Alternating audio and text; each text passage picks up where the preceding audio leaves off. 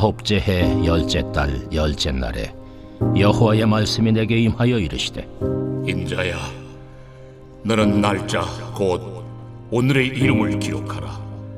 바빌론 왕이 오늘 예루살렘에 가까이 왔느니라. 너는 이 반역하는 족속에게 비유를 베풀어 이르기를, 주 여호와께서 이같이 말씀하시기를, 가마 하나를 걸라. 건 후에 물을 붓고 양떼에서 한 마리를 골라 각을 뜨고 그 넓적다리와 어깨 고기의 모든 좋은 덩이를 그 가운데에 모아 넣으며 고른 뼈를 가득히 담고 그 뼈를 위하여 가마 밑에 나무를 쌓아 넣고 잘 삶되 가마 속에 뼈가 무르도록 삶을지어다. 그러므로 주 여호와께서 이같이 말씀하셨느니라. 피를 흘린 성읍 녹슨 가마, 곧 그 속에 녹을 없이 하지 아니한 가마여 화 있을진저 제비 뽑을 것도 없이 그 덩이를 하나하나 꺼낼지어다. 그 피가 그 가운데 있으며 피를 땅에 쏟아 티끌이 덮이게 하지 않고 맨 바위 위에 두었도다. 내가 그 피를 맨 바위 위에 두고 덮이지 아니하게 함은 분노를 나타내어 보응하려 함이로라. 그러므로 주 여호와께서 이같이 말씀하셨느니라. 화 있을진저 피를 흘린 성읍이여, 내가 또 나무 무더기를 크게 하리라. 나무를 많이 쌓고 불을 피워 그 고기를 삶아 녹이고 국물을 졸이고 그 뼈를 태우고 가마가 빈 후에는 숯불위에 놓아 뜨겁게 하며 그 가마에 놋을 달궈서 그 속에 더러운 것을 녹게 하며 녹이 소멸되게 하라. 이 성읍이 수고함으로 스스로 피곤하나 많은 녹이 그 속에서 벗겨지지 아니하며 불에서도 없어지지 아니하는도다. 너의 더러운 것들 중에 음란이 그 하나이니라. 내가 너를 깨끗하게 하나 내가 깨끗하여지지 아니하니 내가 내게 향한 분노를 풀기 전에는 내 더러움이 다시 깨끗하여지지 아니하리라. 나 여호와가 말하였은즉 그 일이 이루어질지라. 내가 돌이키지도 아니하고 아끼지도 아니하며 뉘우치지도 아니하고 행하리니 그들이 내 모든 행위대로 너를 재판하리라. 주 여호와의 말씀이니라. 오늘 말씀은 더러움과 녹을 녹여내는 정의로운 심판이라는 제목으로 말씀을 전하겠습니다. 오늘 본문의 말씀의 이야기는 하나님께서 에스겔에게 한 가지 마치 성전에서 하나님 앞에 제단에 올려드리는 제물에 대한 이야기를 가지고 이스라엘 백성들의 현재의 상태가 무엇인가에 대한 이야기를 합니다. 그러니까 이스라엘 백성들에게 마치 하나님께 그 양을 잡아서 각을 떠서 올려드리는데 그 가운데 하나를 이렇게 각을 떠서 가마에 넣고 삶으라고 이야기를 합니다. 그러면 이때 이스라엘 백성들은 어떤 생각을 했냐면 가마에 있는 고기는 거룩하다는 거죠. 하나님 앞에 드려졌기 때문에 거룩하고 이거는 안전하다, 이런 생각을 했던 겁니다. 그런데 하나님께서는 그렇지 않다라고 말씀하는 겁니다.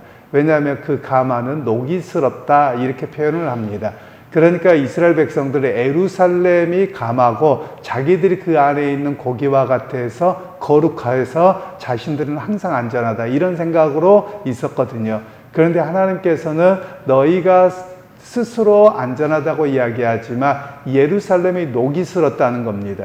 그러면 녹이스럽다라고 하는 것은 우리가 위생적인 관점에서도 문제가 있겠습니다만 하나님께서 보실 때는 부정한 겁니다. 거룩하지 않은 겁니다.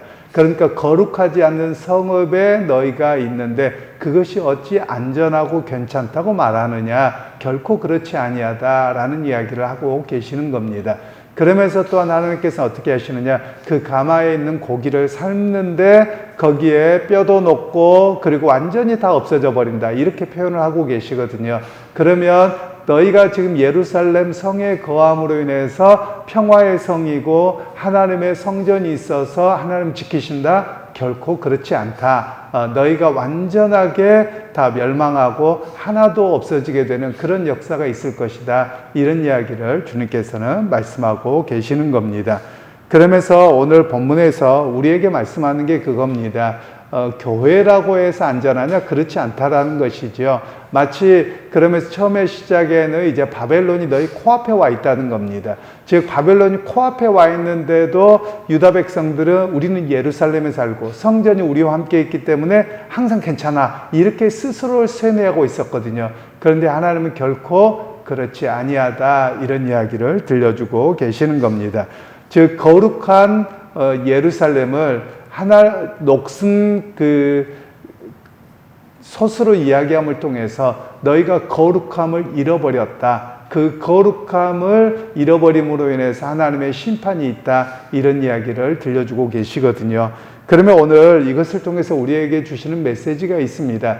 우리가 한 가지를 잘못 생각하고 있는 요소들이 있습니다. 최근에 우리나라에서도 보면 어느 교회의 그 목사님에 대해서 또는 이렇게 방송국에 이렇게 교계 어른이라고 하는 목사님에 대해서 특검이 이렇게 수색을 했다, 압수수색을 했다, 이거를 가지고 굉장히 문제가 있는 것처럼 교회가 이야기하는데 전혀 그렇지 않습니다. 왜냐하면 상식적으로 봐도 그렇고요. 그리고 또 오늘 본문의 말씀을 통해서 보면 교회가 또는 그분들이 얼마나 문제가 있으며 세상을 통해서 우리에게 이렇게 하느냐, 이렇게 이야기를 하는 겁니다. 오늘 본문의 이야기를 통해서도 잘 보시면 하나님께서 예루살렘 자체가 어찌 보면 오늘의 개념으로 보면 거룩한 교회거든요. 교회보다 훨씬 더한 곳입니다. 그런데 하나님 앞에 거룩함을 잃어버리게 되니 이방인인 바벨론을 통해서 하나님께서 그들을 심판하시는 겁니다.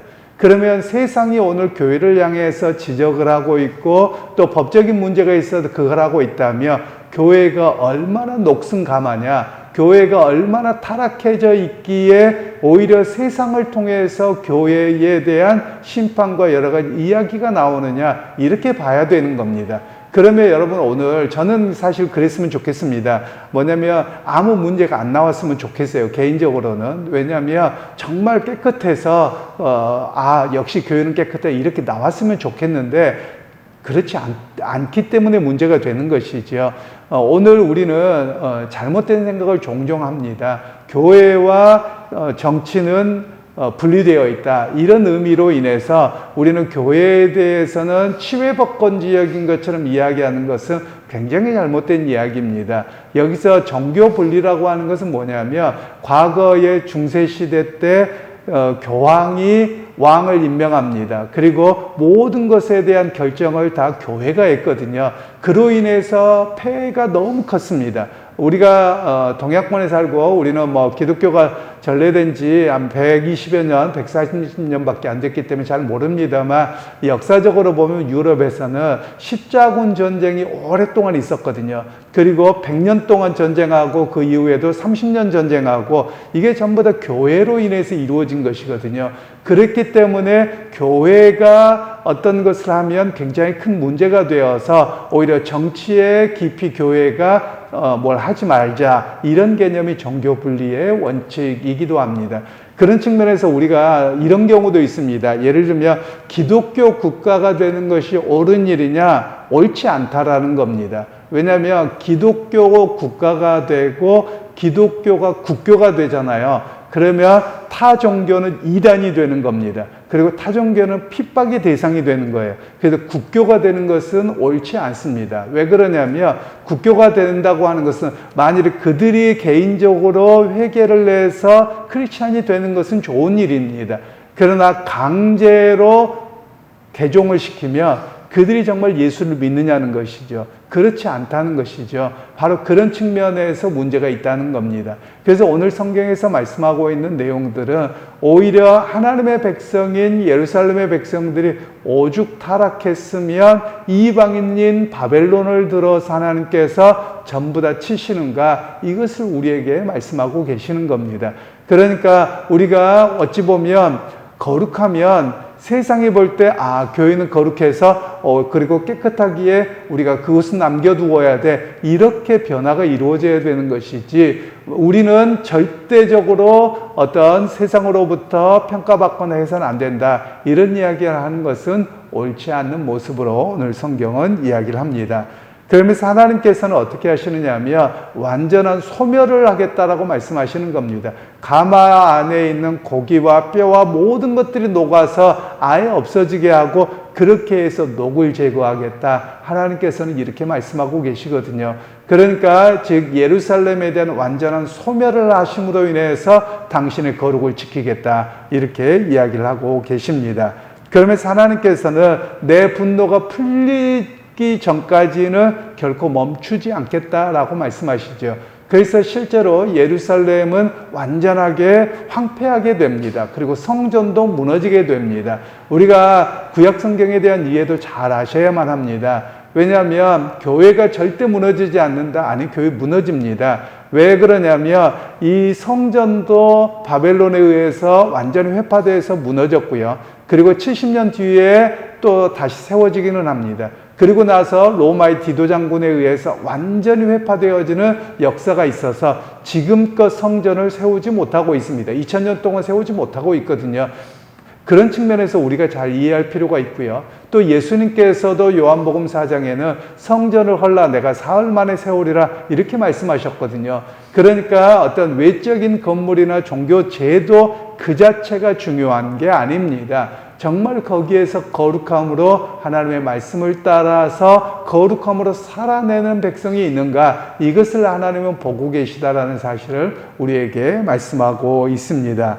오늘 또한 하나님께서는 그 14절 말씀에 이렇게 이야기를 하고 계시지요. 나 여호와가 말하였은즉 그 일이 이루어질지라. 내가 돌이키지도 아니하고 아끼지도 아니하며 뉘우치지도 아니하고 행하리니 그들이 내 모든 행위대로 너를 재판하리라. 주 여호와의 말씀이니라.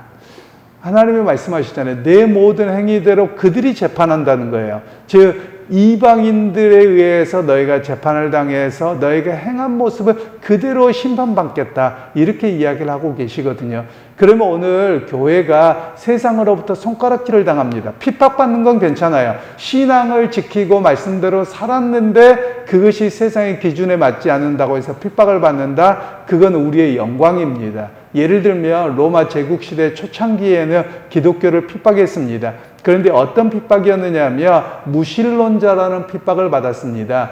그러면 우리가 왜 무신론자인가 이렇게 이야기를 하겠지만 그때 당시에는 유신론자들은 상을 세웁니다. 황제의 상이나 우상의 상을 세웁니다. 그리고 거기에 제사와 절을 했거든요. 그런데 기독교는 어떤 상을 만들지 않습니다. 그러니까 그들의 보기에는 기독교인들은 상을 만들지 않고 뭐 조각을 세우지도 않고 아무것도 없는 거예요. 그러니까 너희는 무신론자다. 우리가 지금 이러한 국가 종교인데 너희가 그것을 믿지 않으므로 무신론자다라. 이렇게 핍박을 받았던 것이거든요. 그런 측면에서 오히려 핍박을 받는 건 괜찮은 일입니다. 바르게 신앙생활하는 일입니다. 그리고 우리나라로 보자면 과거 일제강점기 때 우리에게 신사참배와 그리고 동방요배를 강요했죠. 그런데 그것에 대해서 하나님의 말씀이 이게 할 수 없습니다라고 해서 핍박을 당하고 그리고 수많은 이들이 순교를 당했습니다. 그리고 교회가 폐쇄가 되었고 그리고 기독교 학교들이 폐쇄하거나 자진 폐쇄를 했습니다. 여러분 이거는 정말 잘한 일입니다. 그리고 오히려 하나님께 영광이 되는 일입니다. 물론 이 땅의 삶은 무척 고달팠지요. 그런데 오히려 그 반대로 세상이 우리를 향해서 지금 손가락질하는 모습을 보십시오. 교회를 이야기만 나오면 기독교라고 하지 않고 개독교라고 말합니다. 여러분 그 정도면 얼마나 문제가 됩니까? 그러면 우리가 해야 될 일들은 하나님 앞에 과연 우리가 잘못 살았음을, 교회가 교회답지 못함을 회개할 필요가 있다라는 것이지요. 바로 그런 측면에서 오늘 성경은 말씀하는 겁니다. 오히려 예수님께서도 비슷한 말씀을 하셨죠. 돌들이 예수님에게 돌 가지고 빵 만들어 먹어라 뭐해라, 또는 예수님께서 예루살렘에 오셨을 때 수많은 사람들이 호산나 다윗의 자손이여 이렇게 외칠 때 사람들이 뭐라고 하지요? 왜냐하면 너 조용해라. 왜냐하면 하나님께만 영광 돌려야지. 인간으로 보이는 네가 뭐냐? 이렇게 이야기할 때 이들이 소리치지 않으면 돌들이 소리칠 것이다. 이렇게까지 말씀을 하셨거든요. 이 말씀 뭐냐면 오히려 이 세상이 얼마나 우리에게 어떤 소리를 하는가를 들을 필요가 있다라는 겁니다. 그러면 오늘 우리가 우리끼리만 있어서 교회는 괜찮습니다, 거룩합니다, 이런 이야기를 할 것이 아니라 오히려 우리가 세상에서 우리에게 지적을 한다면 과연 우리를 되돌아볼 줄 아는 그런 모습이 돼야 된다라는 것을 이야기하고 있습니다. 그래서 여러분 또 이렇게도 생각을 합니다. 우리가 전도와 선교적인 측면에서도 이해를 하자면 교회는 거룩함으로 있어야 되고요. 그리고 그 거룩함은 오히려 세상의 본이 되어줘야 됩니다. 그것이 선한 영향력으로 나타나야 되거든요. 그리고 다른 이야기로 하자면 여러분 자기 가게에 누가 손님이 왔습니다. 여러분 그러면 손님과 싸운다 또는 잠재적인 손님과 싸운다. 여러분 그러면 그 손님이 그 가게 안 가는 거죠. 여러분 어찌 보면 전도도 그와 같습니다. 교회가 세상에 좋은 물건, 즉 좋은 예수 그리스도를 증거할 수 있는 모습이 되어야 되는데 세상에서부터 교회는 나쁜 곳이야라는 곳이 된다면 누가 교회로 전도가 되고 교회로 오겠습니까? 오히려 그런 측면을 오늘 성경에서는 말씀하고 계시는 겁니다. 그래서 여러분 오늘 우리가 기억할 필요가 있습니다. 그냥 교회와 교회 신앙생활과 삶을 분리하면 안 됩니다. 계속 말씀드리는 것이 에스겔서에서 말씀하고 있는 것은 믿음은 뭘로 증명되느냐? 삶으로 증명된다는 거예요. 그런데 그 삶으로 증명되는데 그 삶이 그리스도인에게 증명되는 게 아닙니다. 세상 사람들에게 증명되는 겁니다. 즉 세상 사람들이 볼 때 저 사람들은 예수 믿는 사람이고 교회 다니는 사람이어서 저렇게 살아가고 거룩함이야 이렇게 이야기를 하는 겁니다. 여러분 그런 측면에서 우리의 삶을 끊임없이 되돌아보아야만 합니다. 즉 우리의 말과 행동과 삶의 태도가 바른가 그렇지 않는가를 말씀과 세상의 기준에서 우리를 되돌아보아서 거룩함으로 서야만 합니다. 마치 오늘 주님께서 에스겔을 말씀하실 때 너희가 지금 예루살렘이라고 거룩하냐? 안 거룩하다는 겁니다. 녹순소시라는 거예요. 여러분 오늘 우리의 교회는 어떻습니까? 나는 어떻습니까? 정말 거룩한 교회입니까? 거룩한 성도입니까? 성도라는 말은 거룩한 물이라는 뜻이거든요. 뭐 집사가 안 된 사람을 성도라고 말하는 게 아니에요. 거룩한 물이라는 뜻이에요. 여러분 정말 우리가 거룩합니까? 하나님과 세상 앞에서 거룩함으로 우리가 살아내느냐? 여러분 우리가 그것을 말씀하고 있는 것이죠. 예수님께서도 우리에게 말씀하셨습니다. 성전을 하려고 말씀하시면서 너희에게 이제는 성전이 필요 없다는 겁니다. 당신이 성전일 뿐만 아니라 사도 바울을 통해서도 이야기하기를 너희 안에 성령이 옴으로 인해서 이제는 너희가 성전 되었다고 말씀하거든요. 그러면 우리가 그리스도를 모시고 또 성령이 우리 가운데 임재해 계셔서 과연 거룩함으로 살아내고 있느냐 이런 질문을 우리에게 말씀하고 계시는 겁니다. 그러니까 여러분 오늘 하루의 삶 속에서도 말과 행동과 삶의 태도와 모든 것에서 여러분 하나님과 또 세상 앞에서 부끄럽지 않는 그런 거룩하고 구별된 모습으로 오늘 또 승리하는 또 우리 한국교회가 그렇게 되기를 위해서 기도하고 나부터 그렇게 살아내는 우리의 모습들이 되기를 주님의 이름으로 축원합니다. 하나님 오늘 또 예루살렘이 안전한 것이 아니라 또 예루살렘이 하나님의 성전이 있어서 그곳에 있는 백성들이 아무리 외세가 오더라도 안전하다 이렇게 외치고 있었지만 사실 하나님의 평가는 오히려 그렇지 않았습니다. 녹이 쓴 솥에 불과했고 그리고 이방인을 통해서 오히려 예루살렘을 멸망시키는 하나님의 징계와 심판을 봅니다. 오히려 오늘 우리에게도 세상의 소리를 통해서 우리의 교회를 정화하게 하시고 나부터 그리스도인으로 거룩함으로 온전히 서게 되는 그런 우리의 모습들이 되게 하옵소서. 예수님의 이름으로 기도하옵나이다. 아멘.